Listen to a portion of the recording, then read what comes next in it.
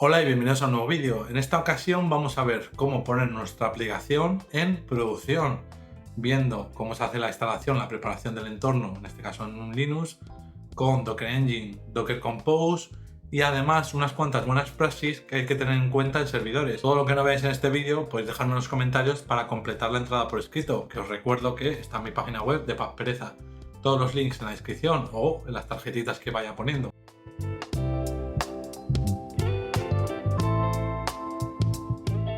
Bueno, para este vídeo yo personalmente he usado Ubuntu Server. Puedes utilizar el Linux con el que más te sientas cómodo, siempre y cuando sea compatible con Docker Engine. En mi caso, la versión 24.04. Y vamos a ver rápidamente cómo hacer la instalación de Docker. Este comando lo tenéis en la instalación de Linux de Docker o también en mi web, recordad, por escrito en cursos Docker instalación. Y tenéis el comando para que hagáis copy.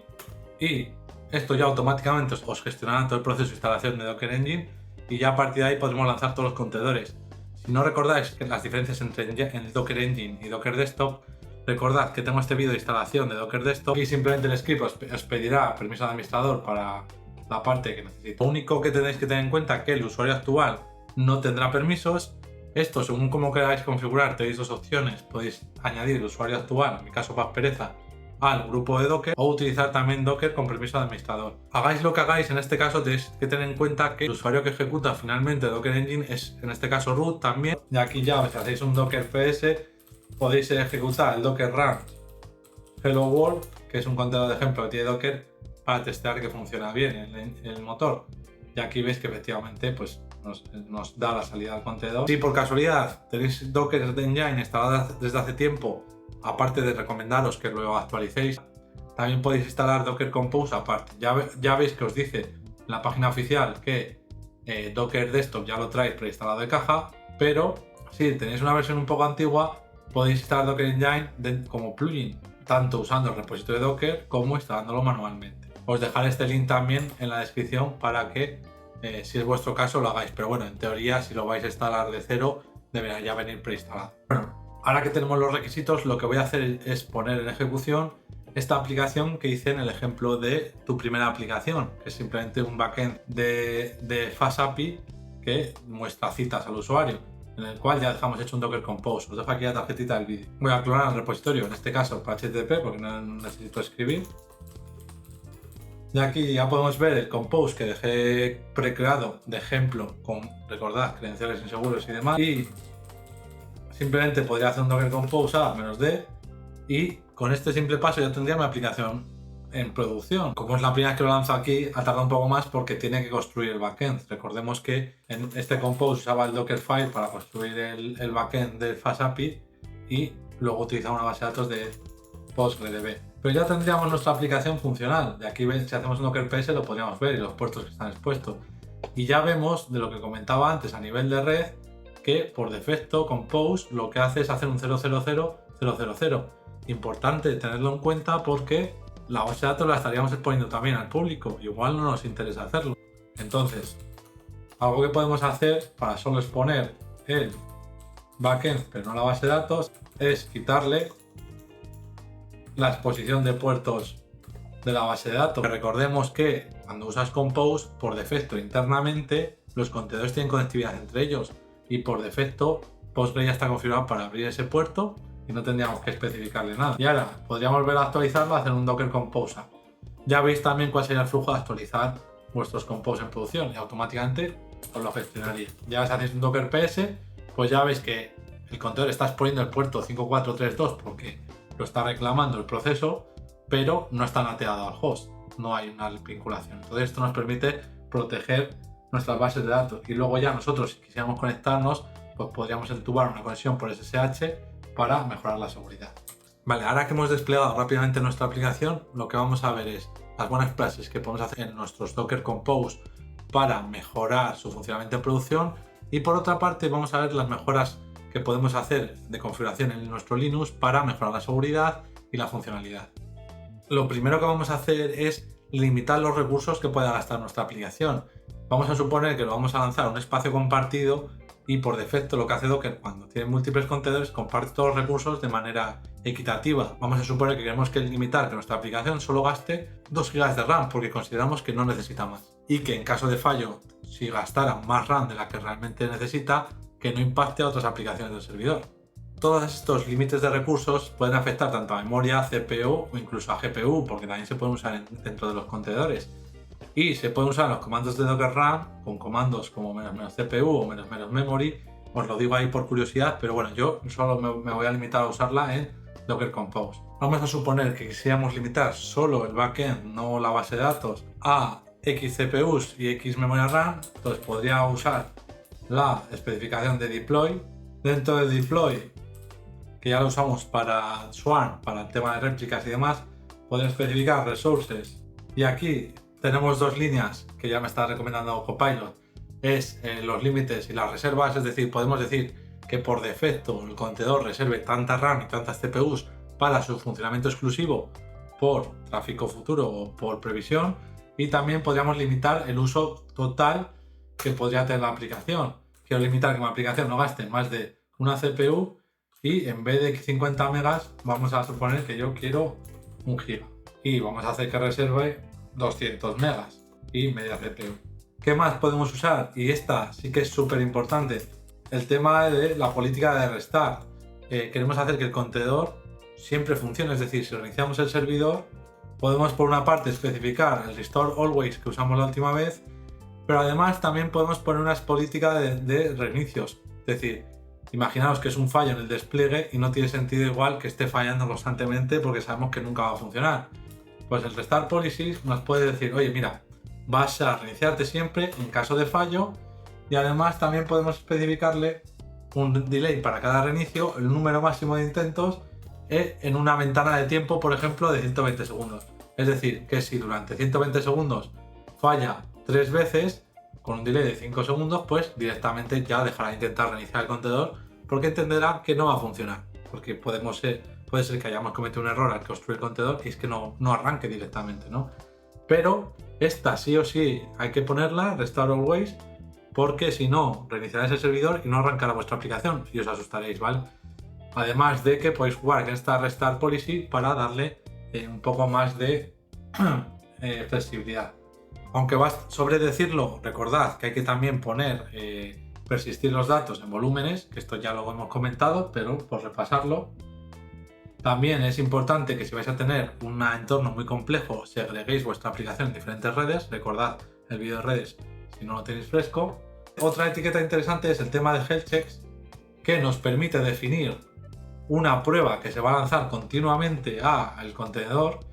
En este caso, yo estoy exponiendo el 80 de un Nginx y vamos a suponer que queremos comprobar en la ruta health que nosotros hayamos programado, ¿vale?, una comprobación de que realmente está funcionando. Bueno, yo no tengo una ruta health creada, la voy a dejar en la raíz sin más, y le voy a decir que cada 10 segundos me haga una petición, ¿vale?, y que si falla, a 3 intentos que falle, ¿vale?, con un timeout de 10 segundos, esto es para la petición que no se alarga mucho, ¿vale?, si en 3 intentos falla 3 peticiones con un intervalo de 10 segundos, pues considera que la aplicación ha fallado y la reinicia. Y además, para más información tenéis la sección, tenéis dentro de la documentación oficial, en la referencia tenéis el check y veis que no solo podéis configurar el intervalo que se hace la petición, aparte del timeout como he visto, sino el periodo en el que inicia, es decir, arranca la aplicación y le dais margen como 2 minutos, imaginaros que tuviera cierto retraso vuestra aplicación al ejecutarse, ¿no? Y también el tiempo del arranque del primer intervalo. La última mejora que quiero enseñar es también que las variables de entorno, o ciertas o todas, según como lo prefiráis, la quitemos del código en texto plano, porque recordemos que al final, si esto va a nuestro repositorio de Git, estamos subiendo usuarios y contraseñas de nuestras bases de datos al repositorio de código, con lo cual hay que tratar de evitar. Para esto, una opción que nos da Docker Compose es cargar todas estas variables de entorno desde un fichero de entorno. Esto nos permitirá que este fichero de entorno podamos ir al git ignore, decirle, oye, mira, que no me añadas ficheros.env, por así decirlo, ¿vale?, o como queráis llamarlo. Así vuestro gestor de versiones no lo tendrá en cuenta y aquí podáis crear un fichero .env que no se va a guardar en Git, recordemos, y le podáis especificar todas estas variables de entorno que vosotros estáis cargando aquí. Vamos a ver cómo se pasaría. Estas variables de entorno me las voy a llevar a un fichero .env y ya vemos que aquí además hasta podemos reutilizar porque user y password y db se me están repitiendo tanto en un contenedor como en otro, entonces plop, las podría quitar y compartirlas. Y luego ya aquí en el Dockerfile, aquí ya en el Docker Compose, en vez de usar la variable environment, podría utilizar la variable envfile y cargarle el archivo .env y ya automáticamente me lo estaría cogiendo. Este archivo .env, recordad quitarlo, usar la variable gitignore para no meterlo en el repositorio, aunque yo en mi caso, como lo quiero usar como ejemplo para que lo veáis cómo funciona, sí que lo voy a guardar en el repositorio para que lo tengáis público, ¿vale? Aunque de normal es mala praxis. Y si ahora hacemos un Docker Compose App, vemos que nos ha lanzado la aplicación y si queremos asegurarnos de que nos está funcionando bien, podríamos ir a mi aplicación de quotes, en este caso, ejecutar el backend y en el inspect podríamos ir a la variable de entorno y vemos que aquí estarían. Así que ya veis que con el mismo formato que usamos el clave valor dentro del Docker Compose, pues lo podemos llevar a este envfile y compartirlo con uno o múltiples servicios. Y así los secretos nos los podemos llevar en este envfile, dejar ese ficherito en el servidor donde queremos ejecutarlo, no guardarlo en el gestor de versiones y desplegar cómodamente con los secretos en cada servidor, que pueden ser incluso diferentes, de una forma bastante más fácil y segura. Bueno, con esto ya habríamos mejorado bastante nuestro Docker Compose. Y ahora ya lo único que tendríamos que hacer es ir a nuestro servidor, suponiendo que fuera una actualización real, hacer un git pull de la última versión de nuestra aplicación. Aquí yo tengo, si hacemos un ls-la, aquí tengo yo el envfile, que recordemos no debería ir en el repositorio, así que lo podéis dejar echado en vuestro servidor e ir haciendo git pulls cuando eso, sin actualizar los credenciales, o ir actualizando los credenciales cuando quisierais, y hacer un Docker Compose App. Recordemos que este Compose tiene un parámetro width para reconstruir el contenedor del backend usando el Dockerfile y podríamos usar la opción "-width" para forzar la reconstrucción del contenedor. En mi caso está cacheado y no hay cambios, entonces es buena praxis usarla porque si ya está bien construido la cacheará, pero si ha cambiado el código fuente que os estáis haciendo con el pull, es bueno que reconstruyáis el contenedor con la nueva versión de la aplicación realmente. Y ya tendríamos lanzada nuestra aplicación con todas estas recomendaciones o buenas praxis que hemos ido hablando. Hasta aquí la parte del Docker Compose. Hay bastantes más cosas que aplicar.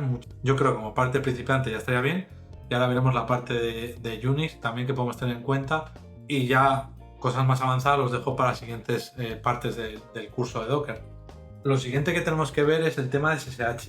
Que igual esto podría dar para un vídeo completo, pero muy rápidamente lo que tenemos que hacer es limitar el acceso root, es decir, que no se puede hacer login por root, que por defecto está desactivado por lo menos en Ubuntu Server. Lo segundo es que iniciéis sesión en el servidor. Sin usar la contraseña os recomiendo mejor usar claves RSA y esto se puede hacer Linux, Mac, Windows. Podéis crearos una clave SSH haciendo el SSH-keygen. Si no las tuvierais creadas, yo no las voy a crear porque ya las tengo hechas, ¿vale? Por defecto estas claves SSH se guardan en .ssh y se os guarda tanto una clave pública como y otra privada. Esto porque es un cifrado asimétrico. Y SSH tiene un comando cuando os conectáis a un servidor que es SSH copy ID, que además de hacer la primera conexión lo que hace también es copiar vuestra clave pública en el servidor, permitiendo siguientes veces iniciar sin usar la clave. Voy a usar el comando SSH que estoy usando para entrar a mi servidor y voy a ponerle copy ID.